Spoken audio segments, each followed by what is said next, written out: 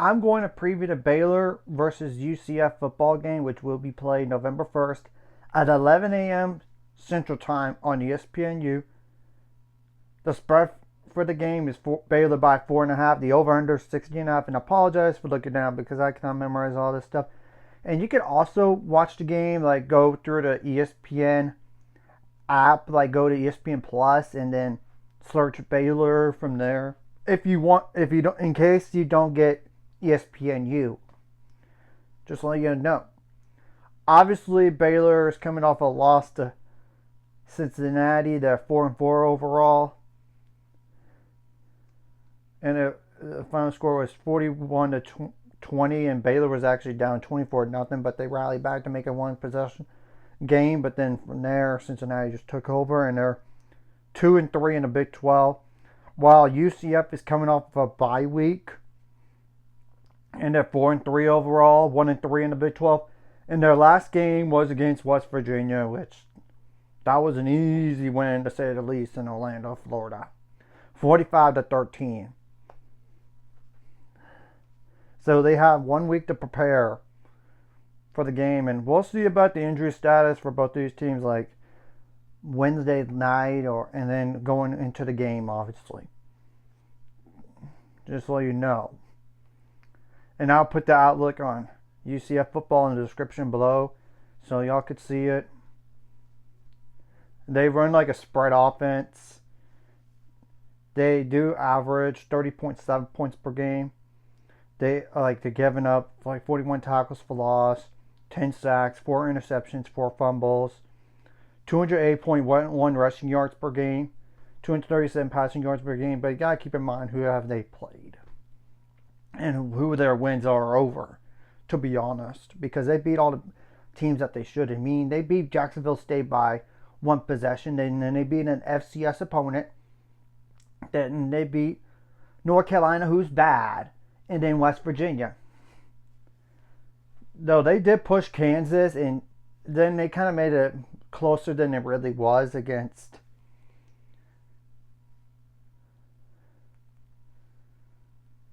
Cincinnati. I mean, they were down 20-3, and it ended up being a 20-11 game.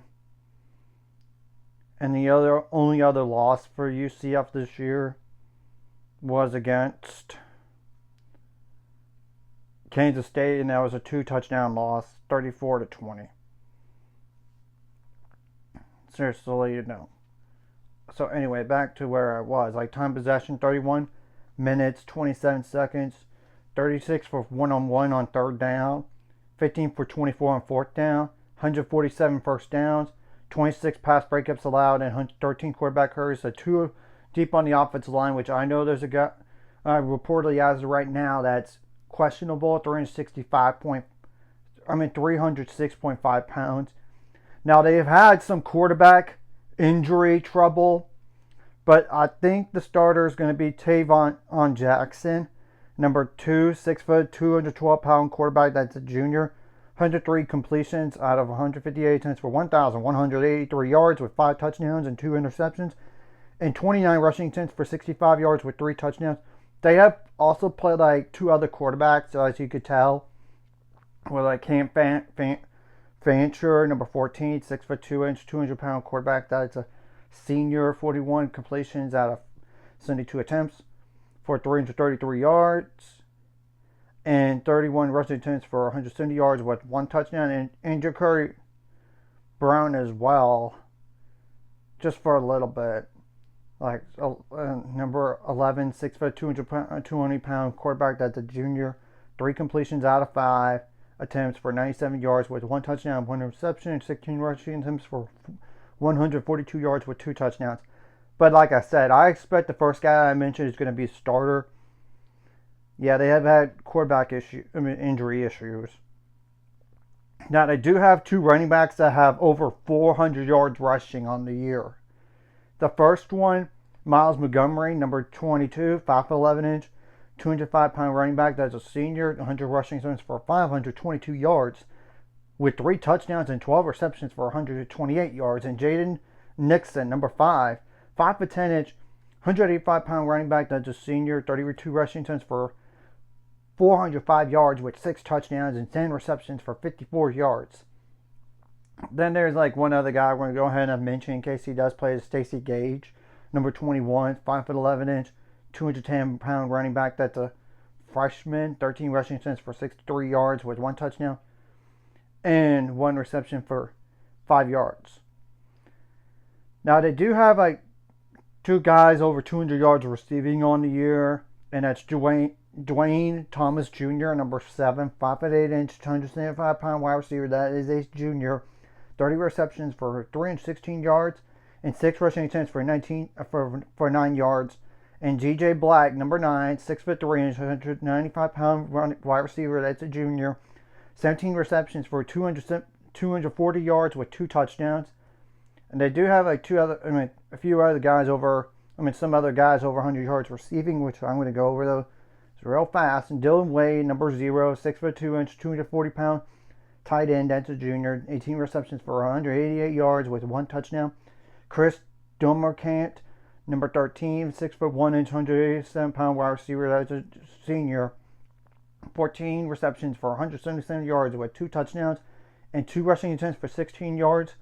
And Marcus Burke, number 3, 6'3", 297-pound wide receiver. That's a senior. 11 receptions for 168 yards with 1 rushing attempt for -5 yards. And Kylan Fox, number 1, 6'4", 229-pound tight end. That's a sophomore. 14 receptions for 125 yards with 1 touchdown. And the last guy is really Waden Charles, number 19, 6'2", 185-pound wide receiver. That's a freshman. 12 receptions for 115 yards. So you get pretty much the gist of the guys to keep an eye on offense. Now defensively, they run like a 4-2-5. They allow 17.1 points per game, 114 first downs allowed, 145.9 rushing yards per game, 446.3 passing yards per game. I do not expect them to hold Baylor offensively like they did, like Baylor was limited against Cincinnati. I don't think so, but this is why we play the games. 41 tackles for loss, 16 sacks, 23 pass breakups, 17 quarterback hurries, 5 interceptions, 3 fumbles. They have blocked 2 kicks this year, 28 for 96 on 3rd down, 11 for 18 on 4th down, 28 minutes, 33 seconds on time possession allowed. The defensive line 2 or 3 deep is like 284.4 pounds, and you could go in particular like the nose tackle, defensive tackle, and the defensive end spots. Okay, the first guy I'm going to mention defensively is Lewis Carter, number 20. 6', 225-pound linebacker. That's a senior. 44 tackles, 27 solo, 2 tackles for loss, 1 sack, 1 quarterback hurry, and a forced 1 fumble. Cole Kozlowski, Kozlowski, number 43. 6', 225-pound linebacker. That's a senior. 39 tackles, 28 solo, 4 tackles for loss, 2 sacks, 1 pass breakup, and forced 1 fumble. Philip Dunham, number 2, 6'1", 195-pound defensive back. That's a senior. 38 tackles, 27 solo, and 2 tackles for loss. And Nigelic Kelly, number 9, 6'5", 265-pound defensive end. That's a senior. 34 tackles, 24 solo, 6.5 tackles for loss, 2.5 sacks, 1 interception, 4 quarterback hurries, 2 pass breakups, and forced 2 fumbles. There's Antoine Jackson, number 7, 6'1", 185-pound defensive back. That's a junior. 26 tackles, 20 solo, 0.5 tackles for loss, 2 pass breakups, and 1 fumble recovery. Damari Henderson, number 8, 6', 185-pound defensive back. That's a junior. 26 tackles, 19 solo, 1 interception, 1 pass breakup. John Walker, number 55, 6'4", 224-pound defensive tackle. That's a sophomore. 21 tackles, 10 solo, 2 tackles for loss, 1 quarterback hurry, and forced 1 fumble. There's R.J. Jackson Jr., number 95, 6'3", 310-pound defensive tackle. That's a senior. 19 tackles, 8 solo, 2 tackles for loss, and 1 sack. Braden Marshall, number 4, 5'10", 200-pound defensive back. That's a junior. 16 tackles, 15 solo, 1 tackle for loss, 1 interception, 1 pass breakup. Malachi Lawrence, number 51, 6'4", 260-pound defensive end. That's a senior. 14 tackles, 8 solo, 6 tackles for loss, 4 sacks, 1 quarterback hurry. 2 pass breakups, and forced 1 fumble. There's Kelly Lawson, number 0, 6'4", 230-pound linebacker. That's a senior. 14 tackles, 11 solo, 1 quarterback hurry, 2 pass breakups, and blocked 1 kick. There's Rodney Laura, number 94, 6'3", 300-pound defensive tackle. That's a junior. 13 tackles, 8 solo, 3.5 tackles for loss, 1 sack, 1 fumble recovery. There's Isaiah Nixon, number 6, 6'4", 245-pound defensive end. That is a sophomore. 12 tackles, 8 solo, 2 tackles for loss, and 2 quarterback hurries. There's Jaden Bellamy, number 29, 6'1", 109-pound defensive back. That's a junior. 11 tackles, 9 solo, 1 interception, and 4 pass breakups. Now, questionable with a undisclosed injury. As of right now, it's Cecile Edwards, number 10, 6'3", 250-pound defensive end. That's a sophomore. 11 tackles, 7 solo, 4.5 tackles for loss, 1.5 sacks, and 1 quarterback hurry. There's Jamal Johnson, number 99, 6'2", 255-pound defensive end. That's a junior. 10 tackles, 6 solo, and 3 quarterback hurries. There's Jaden McDonald, number 38, 6'4", 235-pound linebacker. That's a senior. 10 tackles, 9 solo, 1 interception, and 1 pass breakup. Now, questionable with an undisclosed injury as of right now is Jaden Williams, number 23, 5'11", 109-pound defensive back. That's a senior. 7 tackles, 4 solo. Might as well just go over just defensive tackles from here.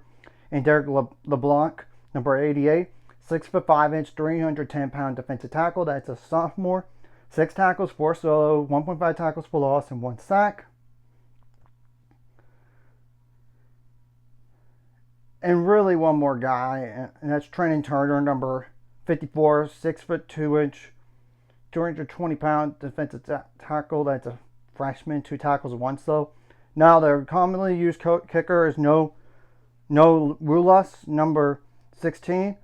6'1", 197-pound kicker. That's a senior. 23 for 24 on extra points. 11 for 12 on field goals. Like 1 for 1 on 20 to 29 yards. 5 for 5 on 30 to 39 yards. 3 for 4 on 40 to 49 yards. And 2 for 2 on more than 50 yards. And the long is 53 yards. And their most commonly used kicker is Anthony Veneri. Venneri, number 40, 6 foot, 215-pound punter. That's a junior. 22 punts for 884 yards. Like 15 of those went inside the 20-yard line and 1 over 50 yards. And I'm going to just go ahead and say this up front. I'm not really necessarily calling for Dave Aranda's head, but I'm calling this as a must-win game when I see one for him. And maybe Baylor will decide to move on from Dave Aranda regardless after this game. I don't know. And pull like a page from Florida's book with Billy Napier despite a win. I don't know. I will say this. If Baylor goes 8-4, Dave Aranda probably will stay. 7-5, I'm not so sure. 6-6 or worse, I think he's gone. I'm just being logical here. Obviously, whatever you did right last game, you got to bring it this game. Whatever you did wrong last game, you got to correct. Special teams wise, you got to be solid and not have any special teams blunders or give up some big special teams plays like a kick return or punt return. You got to have a good snap. You got to have a good hold, good punts. You got to not muff putts as well. Good blocking. Across the board, there might be some questionable calls, but at the end of the day, you got to make plays to win. You can't be intimidated by the other team. You got to play out desperate because you got to win your home games here. Yeah, I'm just telling the truth. You got to make adjustments on the fly, not just from first half to second half, but during those halves, during those quarters. On defense, you got to be stop the run and contain the quarterback as much as possible and get some sacks, create havoc plays, create turnovers. And you got to try to create negative plays for them as much as possible. You got to be good in the red zone defense and third down defense and fourth down defense if necessary. Now, offensively, you got to take care of the ball. You have to be better in that. And you got to get the run game going just to to help yourself. So I mean, help Sawyer too on throwing the ball. And you got to make some contested catches. The offensive line needs to step up, not just the pass blocking, but running blocking. Tight ends as well on the pass blocking if they are blocking. And same thing goes for wide receivers on like wide receiver screens. And try not to force the issue, like in terms of try to press into traffic. Just take what the defense gives you, and if you get hit, don't try to go for extra yardage because defenders can force fumbles and you got to protect the ball. I just thought I might as well just get this preview out of the way. We'll see what happens from here and what happens the rest of the year, to be honest. So anyways, if you like this content, hit the like, subscribe button. See you guys later on the road to 800 subscribers. Goals, ultimate goals, 1,000 more. So my money to this course. Like a video, comment video, really helps YouTube algorithm. So more people see us. Sharing the video does help as well. So more people can watch. And if you're watching and not subscribed, hit subscribe button. Free the notification bell as well.